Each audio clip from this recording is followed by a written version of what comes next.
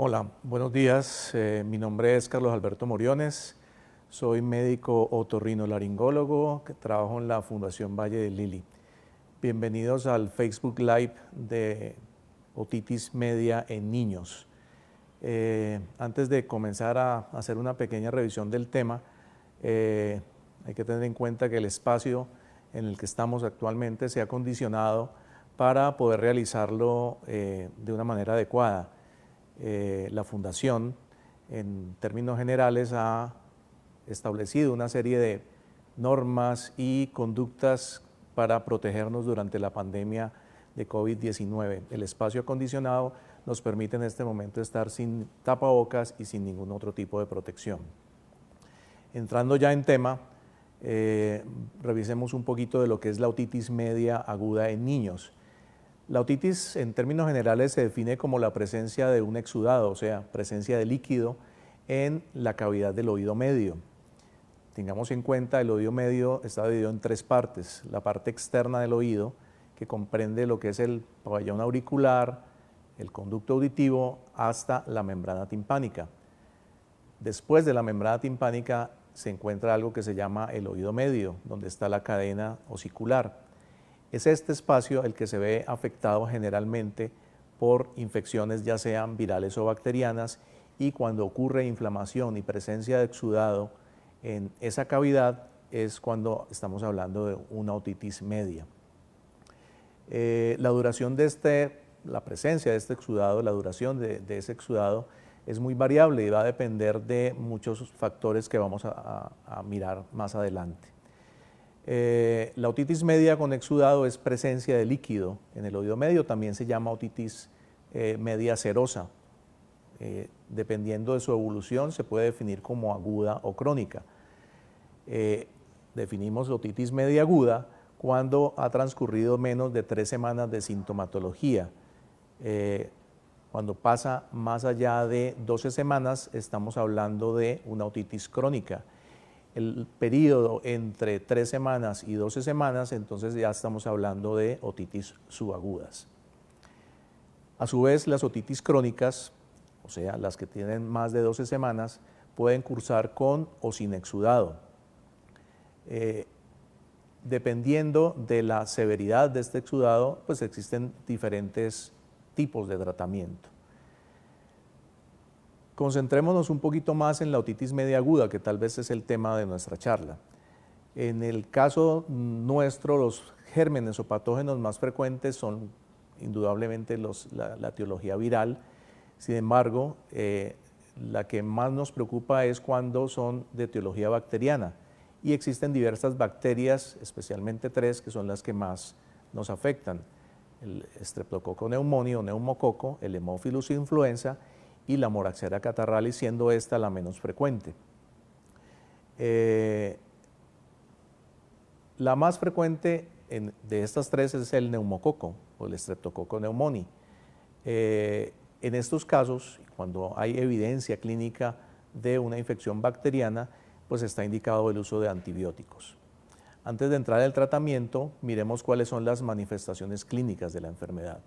Lo principal y la causa por la cual muchos nos consultan es el dolor, llamamos otalgia, o sea, el dolor del oído. Esa es la principal causa de consulta. Sin embargo, en niños menores de 2 años, a veces ellos no pueden, digamos, señalar claramente el sitio de dolor, y muchas veces hay signos indirectos que nos sugieren esa infección: irritabilidad, llanto fácil, despertar en la noche con llanto e irritabilidad. Esto es muy sugestivo de otitis. Obviamente, si ya hay una infección más establecida, la presencia de fiebre, y si haya habido una perforación de la membrana timpánica, puede haber salida de secreción, ya sea cerosa o sea transparente, o francamente purulenta, secreción amarillenta, verdosa, en fin, el color varía mucho. Es en este momento que pues, el médico debe hacer un examen adecuado del oído, y para esto pues requiere el uso de un otoscopio en donde se va a visualizar básicamente la membrana timpánica, si hay o no perforación, si hay o no presencia de signos inflamatorios. enrojecimiento, calor local. Si esto se presenta, entonces pues ya entramos a mirar los tratamientos más adecuados. Ustedes con mucha frecuencia se dan cuenta que los médicos coincidimos mucho en cuanto a tratamiento. Generalmente usamos algún tipo de antipirético antiinflamatorio, especialmente acetaminofén e ibuprofeno, dado que estos son los medicamentos que nos sirven para controlar tanto fiebre como dolor. Lo mismo pasa con los antibióticos. Afortunadamente estos gérmenes, estamos hablando de Haemophilus y neumococo, responden muy bien a un antibiótico que se llama amoxicilina. Esa amoxicilina, generalmente a una dosis adecuada, controla más o menos el 90% de las infecciones de este tipo. Solo si encontramos resistencia bacteriana, y esto se define como la ausencia de respuesta al tratamiento, o sea, el niño después de 24 a 48 horas de haber iniciado ese tratamiento persiste con el dolor, con la molestia, con la otorrea y la fiebre, en ese momento se debe considerar el cambio de antibiótico. Generalmente usamos una combinación ya un poquito más potente, amoxicilina con ácido clavulánico. Una vez el paciente comienza a presentar mejoría clínica, o sea, disminuye la secreción, disminuye la fiebre y disminuye el dolor, se deben hacer chequeos periódicos. Estamos estableciendo más o menos que entre 7 a 10 días después de iniciado el tratamiento es conveniente una revisión clínica para evaluar si la membrana timpánica efectivamente no se ha perforado, y si en el examen inicial encontramos perforación, tenemos que verificar que haya un cierre adecuado de esa perforación. Porque si persiste la perforación timpánica, es importante tener en cuenta que de ahí en adelante va a haber necesidad de llevar una serie de cuidados especiales. No le debe caer agua a ese oído, dado que la presencia de líquido en el oído externo puede generar infecciones recurrentes a repetición. Si la perforación, a pesar de un tratamiento adecuado, persiste, es en este momento que se debe considerar la opción quirúrgica, o sea, cerrar la perforación mediante una cirugía. Esto en el caso de las otitis bacterianas agudas. Existe un grupo de enfermedades ya crónicas u otitis crónicas en donde la manifestación clínica es, por la presencia de un exudado en el oído medio, la hipoacusia, o sea, la disminución de la agudeza auditiva. Esto se diagnostica mediante la audiometría, o sea, un examen de agudeza auditiva que en niños mayores de 2 años se puede realizar perfectamente. Si eso se llega a presentar y hay persistencia de ese exudado en el oído medio, se debe considerar en ese momento la colocación de algo que llamamos tubos ventilatorios. Los tubos ventilatorios no es más que un dispositivo que se coloca en la membrana timpánica con el fin de extraer el exudado que está presente en el oído medio. Ese tubito ventilatorio dura más o menos entre 6 y 9 meses in situ y el mismo organismo se encarga de expulsarlo. Lo que espera uno al cabo de ese tiempo es que se restablezca la función en el oído medio y la trompa de Eustaquio, que es la estructura que está afectada en la otitis serosa, ya se haya restablecido. Con mucha frecuencia hemos usado o necesitamos usar otro tipo de medicamentos, no solo antibióticos y analgésicos antipiréticos. En ocasiones usamos antihistamínicos, sobre todo en niños que cursan con otitis y enfermedades concomitantes como por ejemplo la rinitis alérgica o la hipertrofia de los cornetes. En esos casos usamos antihistamínicos y en ocasiones spray nasales que lo que buscan es disminuir la inflamación que está presente en la mucosa nasal y por consiguiente en la afectación de la trompa de Eustaquio, y de esa manera permeabilizar la trompa, o sea que ella funcione adecuadamente, drene adecuadamente el líquido. Hay un grupo de niños también en particular en que su trompa de Eustaquio se ve afectada por la presencia de hipertrofia de adenoides. La adenoides es una estructura linfoide, o sea que produce linfocitos, que está presente en la parte posterior de la nariz, y cuando está muy grande, o sea hipertrófica, causa obstrucción de la trompa de Eustaquio. Esto genera cuadros de otitis serosa. En esos casos, y si no ha habido una respuesta adecuada al tratamiento médico, entramos a considerar la opción de hacer una adenoidectomía. La adenoidectomía es disminuir el tamaño o quitar las adenoides y de esa manera evitar que esté obstruyendo la trompa de Eustaquio. con mucha frecuencia nos escucharán hablar de hacer adenoidectomía y simultáneamente la colocación de los tubitos ventilatorios para facilitar el drenaje del líquido. Hay un grupo, ya saliéndonos de la otitis media, hablamos de las otitis externas. La otitis externa, una de las características más importantes es un dolor muy intenso a nivel del pabellón auricular. Generalmente está asociada a inmersiones en piscina o trauma con el aplicador de algodón que utilizamos con mucha frecuencia para realizar limpieza del oído. La otitis externa, como su nombre lo explica, es una inflamación del conducto auditivo externo. Está limitada casi que exclusivamente al conducto y al pabellón auricular. En estos casos no está afectada la cavidad timpánica, la membrana timpánica ni la cadena osicular. Y es por eso que el tratamiento casi que exclusivamente es con gotas óticas que en su mayoría contienen antibióticos y antiinflamatorios.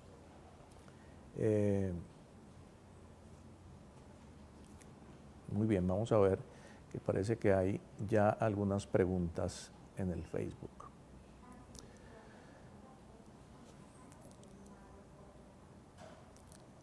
La primera pregunta es, ¿cuando hay una perforación de la membrana se puede reconstruir? La respuesta es sí.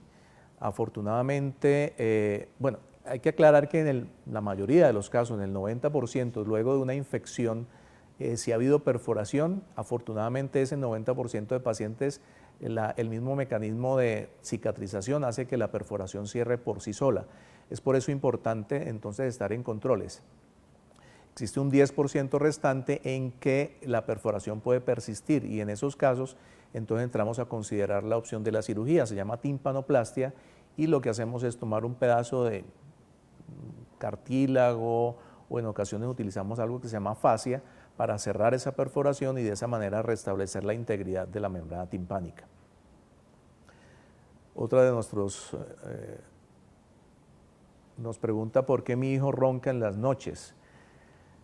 Hay varias razones. El ronquido se produce básicamente por obstrucción a nivel de la vía aérea superior, o sea, estamos hablando de la nariz, la nasofaringe o la hipofaringe. Generalmente en los niños es por algo que se llama hipertrofia de cornetes o por la que ya mencionamos, la hipertrofia de adenoides. Ambos tienen tanto opción de tratamiento médico o quirúrgico. Generalmente se empieza con tratamiento médico utilizando diversos sprays nasales de antiinflamatorios, buscando que tanto el cornete como las adenoides disminuyan de tamaño.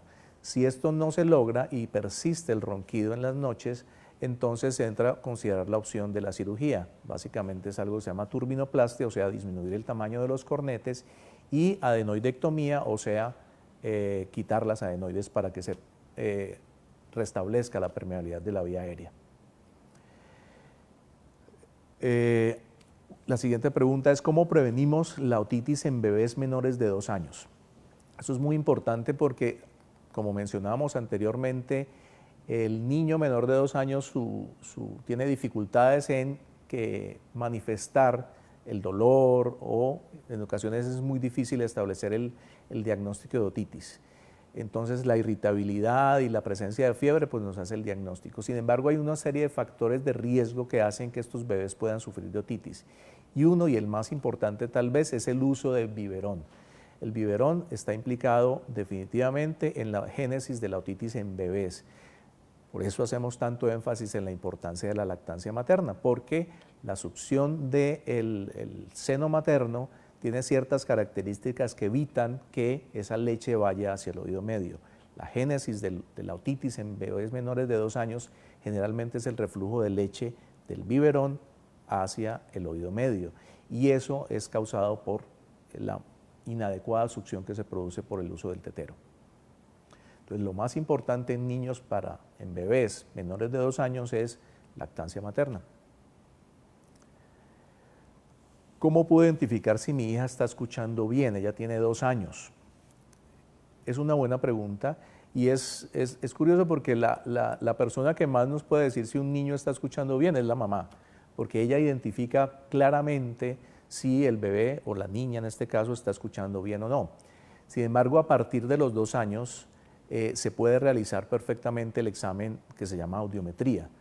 La audiometría es un examen que se realiza en una cabina insonorizada, donde la audióloga encargada del examen envía una serie de tonos que le permiten establecer la agudeza auditiva. En niños menores, eso se permite hacer desde los 2 años en adelante. En niños menores de 2 años, la impedanciometría, que es uno de los exámenes que se contempla allí también en el examen audiométrico, más una serie de exámenes electrofisiológicos, nos permiten determinar si hay o no una buena agudeza auditiva. Pero a partir de los 2 años, la audiometría tonal es perfectamente realizable. La siguiente pregunta es, pues, tiene que ver mucho con lo que estamos viviendo. Hoy en día los niños usan mucho audífonos para estar en el computador o celular. Eso ayuda a que se generen infecciones, pérdida de la audición, y la respuesta a ambas es sí. Indudablemente el trauma que se produce por los audífonos de inserción causan inflamación a nivel del oído externo, ¿sí? Esa inflamación se traduce en dolor, eritema, o sea, enrojecimiento, y en ocasiones secreción aguda. El manejo de este tipo de infecciones, otitis externa, es con gotas. Sin embargo, insistimos mucho en que niños no deben usar audífonos de este tipo, sobre todo los de inserción, dado que por la actual coyuntura que estamos viviendo es necesario estar en clases virtuales y todo esto. Les insistimos a los papás y si es posible usar los audífonos de copa que producen menos trauma a nivel del conducto auditivo externo. La pérdida de la audición indudablemente se produce por el excesivo volumen que en ocasiones se utilizan cuando se están usando audífonos. El uso continuo, permanente, con un trauma acústico constante en ese oído puede generar a la larga pérdidas auditivas que en edades mayores pues se va a ver reflejado como pérdida auditiva. Entonces la respuesta a ambas es sí. ¿Cómo puedo cuidar el oído de mi hijo? Es la siguiente pregunta. Me imagino que se refiere a la limpieza que debemos realizar en el oído. Por norma general, al oído no se debe introducir nada. O sea, el oído tiene sus propios mecanismos de limpieza. La presencia de cerumen en el conducto auditivo externo es normal. El cerumen, le insisto mucho a mis pacientes, no es mugre. El cerumen es cera, que está presente allí porque ellos tienen un efecto, la cera tiene un efecto protector sobre el conducto auditivo externo. Tiene una cantidad de sustancias antiinflamatorias, antibacterianas, antimicóticas, que a la larga protegen el oído. De esa manera, la presencia de cerumen es benéfica. Entonces, en ese sentido, no se debe limpiar. ¿Cuándo debemos limpiar el oído? Cuando la presencia de cerumen es evidente en la oreja, ¿cierto? Y se debe limpiar lo que está en la parte más externa. Pero el interior del conducto auditivo externo no se debe introducir ningún tipo de instrumento, incluyendo los aplicadores de algodón. La manera de limpiar adecuadamente el oído es con agua y jabón. Usted se introduce simplemente el dedito en la parte externa del conducto auditivo, en el pabellón auricular, y esa es la manera de limpiarlo. Si cae agua dentro del oído no hay ningún problema, dado que simplemente con girar la cabeza hace que el exceso de agua salga. Esa es la manera. En ocasiones hay niños que producen excesivo cerumen. En esos casos utilizamos 1 o 2 veces por semana goticas de glicerina que facilitan la disolución de esa cera que en ocasiones es muy seca y de esa manera se va saliendo poco a poco el exceso de cerumen. La siguiente pregunta es, si habla muy duro, ¿es una señal de pérdida auditiva? Indudablemente es una señal de alarma, ¿cierto? Sin embargo, nuestros niños hablan con volumen bastante alto. Sí, es una señal que nos debe indicar que de pronto está teniendo un problema de hipoacusia y en ese caso se debe consultar, porque muchas veces la causa de la hipoacusia es simplemente la presencia de cerumen en exceso que impide el paso del sonido hacia la membrana timpánica. Entonces a veces la solución es simplemente hacer una limpieza del oído adecuada. Pero si no se encuentra uno de esos factores que pueden estar influyendo en esa hipoacusia, pues en ese caso estaría indicada la necesidad de una audiometría para evaluar efectivamente el nivel de audición. ¿Qué recomendaciones nos dan cuando bañamos a un recién nacido para evitar las otitis? Esta pregunta es muy interesante porque hay que tener en cuenta que la causa de la otitis indudablemente no es porque le caiga agua al oído, ¿cierto? La causa de las otitis tiene que ver más con los factores que veíamos antes, lactancia con biberón, algunos factores socioeconómicos, la ausencia de algunos esquemas de vacunación, generan que ese niño tenga, bueno, y hay una predisposición genética también en personas a sufrir de otitis, pero digamos la causa primaria no es la presencia de agua en el conducto auditivo externo, entonces el baño debe ser común y corriente, ¿cierto? Agua, jabón, y si hay algo de agua en el oído medio, en el oído externo, perdón, no hay ningún problema, porque el solo hecho de cambiar la posición o girar la cabeza hacia el lado del oído hace que el exceso de agua salga. Entonces realmente no hay que cuidar el oído durante el baño. Solo hay una excepción y es si ha habido una infección que genere una perforación de la membrana timpánica y en esos casos sí debe ser o es necesario proteger el oído con, en esos casos utilizamos algunos tapones de silicona o en algunos momentos algodoncitos impregnados con vaselina para evitar que le caiga agua al oído. Pero eso solo es si ha habido una perforación timpánica. Si la membrana timpánica está íntegra, realmente no hay necesidad de cuidar el oído durante el baño.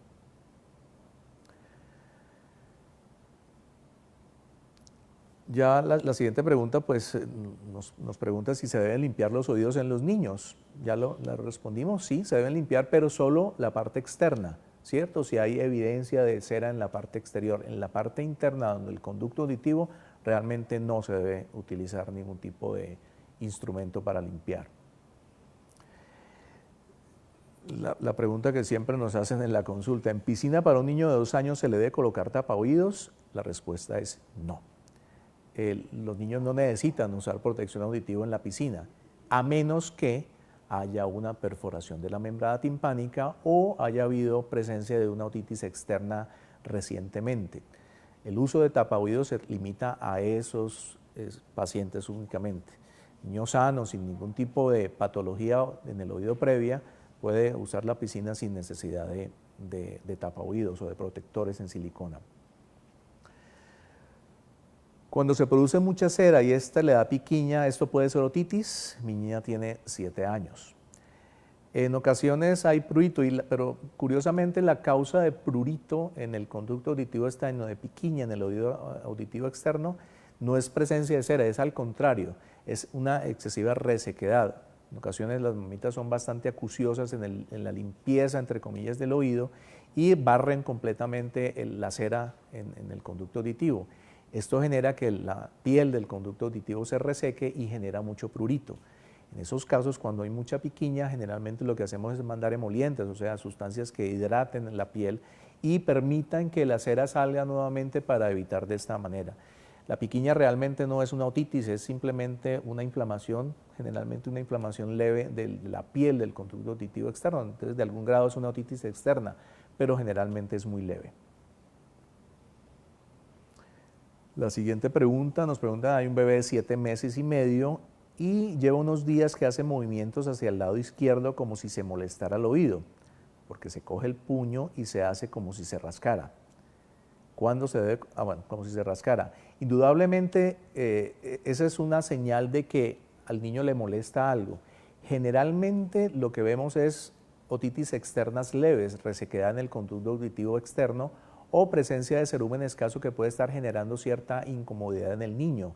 Si no ha habido signos adicionales como fiebre, irritabilidad y falta de apetito, pues lo más probable es que se trate simplemente de una otitis externa muy leve que en ese caso pues requiere la evaluación ya sea del médico pediatra o del otorrino para que haga una otoscopia y evalúe ese diagnóstico. Si es simplemente descamación con el uso de emolientes y algunas mamitas ya lo saben y utilizan glicerina durante el baño porque de esa manera hidratan el conducto auditivo externo y evitan la presencia de prurito. ¿Cuándo se debe consultar al otorrino?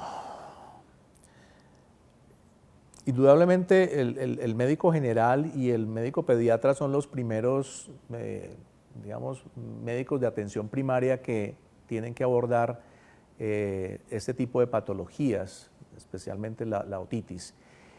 El otorrino generalmente lo interconsultan cuando ha habido ya una serie de infecciones a repetición, ¿cierto? O en quienes se piensa que hay subyacente una patología que requiera tratamiento quirúrgico. Estamos hablando de otitis asociada a hipertrofia de adenoides, otitis asociada a hipertrofia de cornetes, otitis asociada a rinitis, y en esos casos ya el manejo exclusivo de la otitis se sale del manejo del médico general o del médico pediatra, y en esos casos se considera la opción de cirugía, y es en ese momento en que el otorrino entra a jugar un papel importante. ¿Cuál es la semana ideal para hacer los potenciales evocados auditivos? Realmente, como prueba de tamizaje, se utilizan los potenciales evocados auditivos. Tamizaje quiere decir desde el nacimiento, el niño debe realizársele este examen para tratar de identificar niños que tienen hipoacusias congénitas. O sea, en nuestra institución, todo niño que nace en la institución se le realizan unos potenciales evocados auditivos que se utilizan como tamizaje para determinar la presencia o no de hipoacusias, y eventualmente pueden necesitar algún otro tipo de intervención. Bueno, quiero hacer mucho énfasis en la parte del cuidado de los oídos, ¿cierto? Porque en nuestro medio las mamás y las abuelas son bastante acuciosas en la limpieza, entre comillas, del oído. La presencia de cerumen, insisto, en el oído medio, en el oído externo, perdón, es completamente normal. No se debe limpiar en demasía el oído, dado que esa limpieza excesiva genera inflamación, genera prurito y puede eventualmente causar complicaciones mucho más serias. Hablando de complicaciones de la otitis, dado que pues ese es el tema nuestro, una otitis maltratada, una otitis que no se interviene a tiempo, puede generar complicaciones graves. Dada la vecindad del oído medio con la base del cráneo y con las meninges, algunas otitis se pueden complicar con meningitis, abscesos cerebrales, y es por eso la importancia de que todo niño con patología infecciosa del oído reciba un tratamiento adecuado. Ustedes nos han escuchado o me han escuchado hablar de la amoxicilina como medicamento de primera elección. Es cierto, pero eso no es aval para que se autoformulen en casa. La orden de amoxicilina debe ser dado por un profesional médico, dado que si se dan dosis inadecuadas o durante tiempos muy cortos, la infección puede generar resistencia, y es en ese momento que podemos encontrar resistencias bacterianas y complicaciones a largo plazo. Entonces es muy importante el no automedicarse, no utilizar medicamentos que no estén indicados. Vemos con alguna frecuencia que acuden a farmacéuticas y utilizan unos regímenes antibióticos que consideramos completamente inadecuados, porque eso a la larga nos está generando resistencias bacterianas importantes. Y los médicos nos vamos a quedar sin los antibióticos adecuados para manejar infecciones con bacterias mucho más resistentes. Miremos la siguiente pregunta. ¿Qué tan efectiva es la timpanoplastia y si esta cirugía nos asegura que no se vuelva a perforar la membrana? Excelente.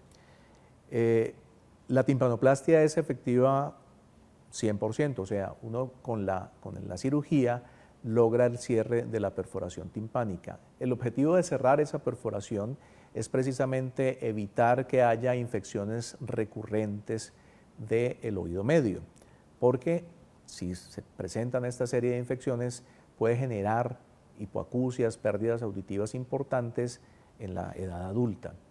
Entonces, por eso la importancia de cerrar esa perforación timpánica. Sin embargo, después de cerrar la perforación timpánica, si persisten los factores que generaron la presencia de la otitis media, verbigracia, hipertrofia adenoides o rinitis alérgicas crónicas, eso puede hacer que nuevamente se presente un episodio de otitis, y eso hace que recurra a la perforación. Entonces, digamos que sí existe un riesgo inherente de que pueda volver a perforarse el oído.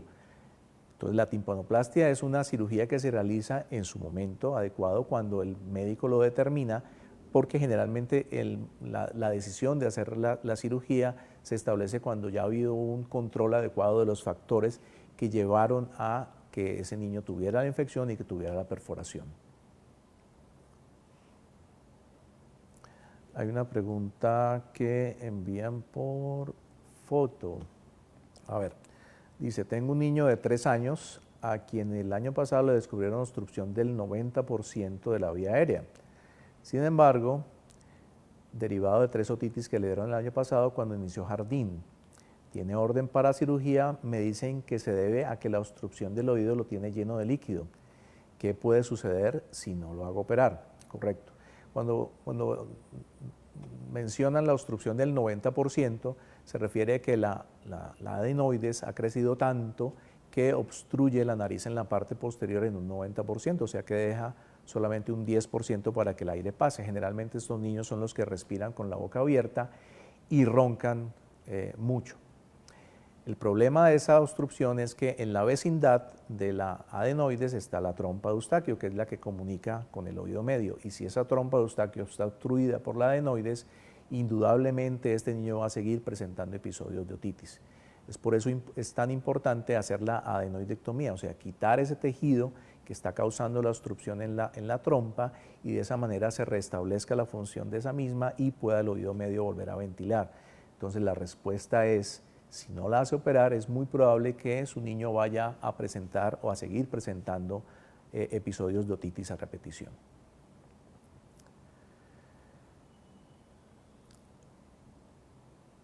¿Qué cuidados, la siguiente pregunta, qué cuidados debemos tener con los lavados nasales para evitar las otitis? Yo como otorrino soy enemigo de los lavados nasales. Los lavados nasales, para los que saben, es introducir una jeringa en la nariz y mandar un chorro grandísimo entre 10, 15 centímetros de agua por la nariz, supuestamente para limpiar, para barrer ese moco.